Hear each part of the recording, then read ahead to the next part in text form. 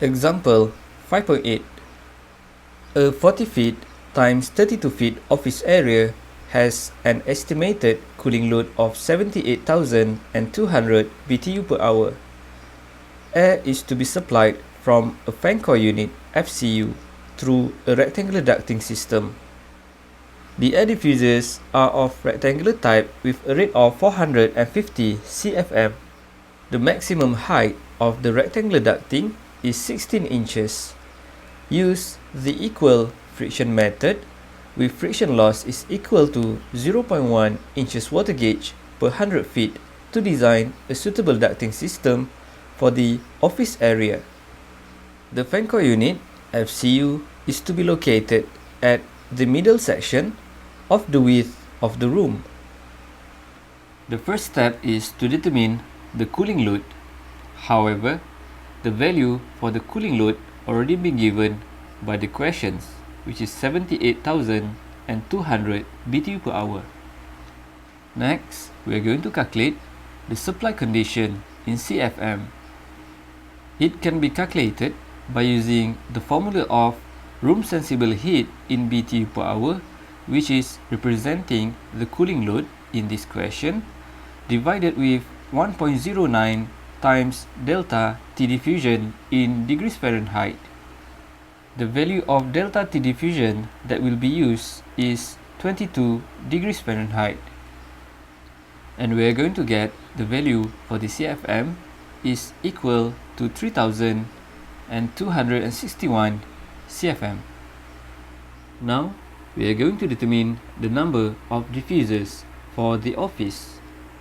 Number of diffusers can be determined by using the formula of CFM divided with CFM for the diffuser. The value of CFM is the value that we have calculated previously, and CFM diffuser is the value that can be supplied by one diffuser. From the question, it's already been given the value is 450.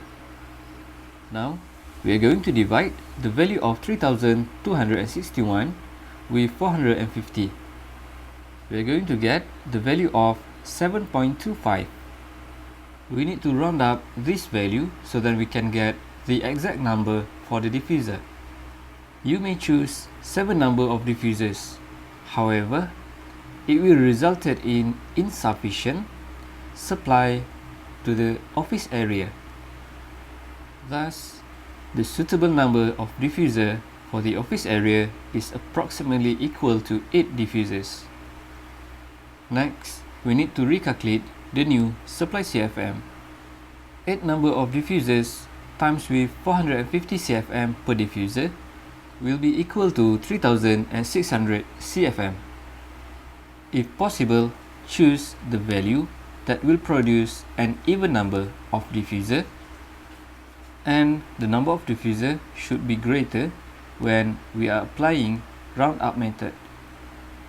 Try to avoid insufficient supply and excessive supply. The next step is plan the equipment and the duct location. This will be the office area 40 feet times 32 feet.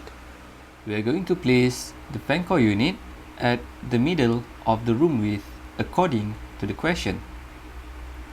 Next, we are going to decide the location for the diffusers.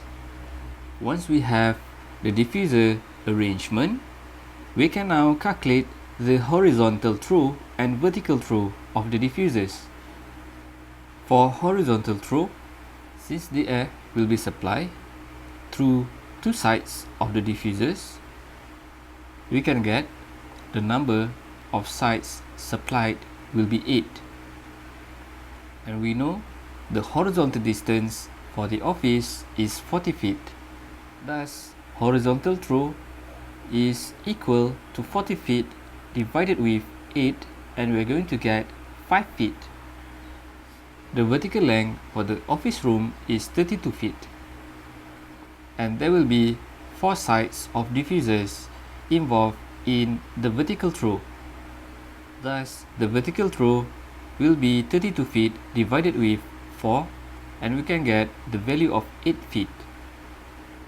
Now, we are going to draw the ducting system connected to the fan coil unit and all the diffusers. The distance between the diffusers should follow the horizontal throw and vertical throw that has been calculated previously. And lastly, we are going to label the air distribution system so that we can separate section by section.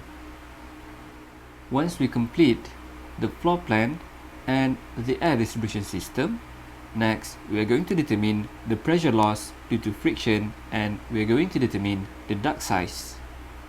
Since in this question it requires us to find the rectangular duct, therefore we are going to add a new column which is rectangular duct size. Our table will have the informations on section, the CFM, the duct length, the velocity, the friction loss over 100 feet, the friction loss for particular section, the round duct size, and the rectangular duct size.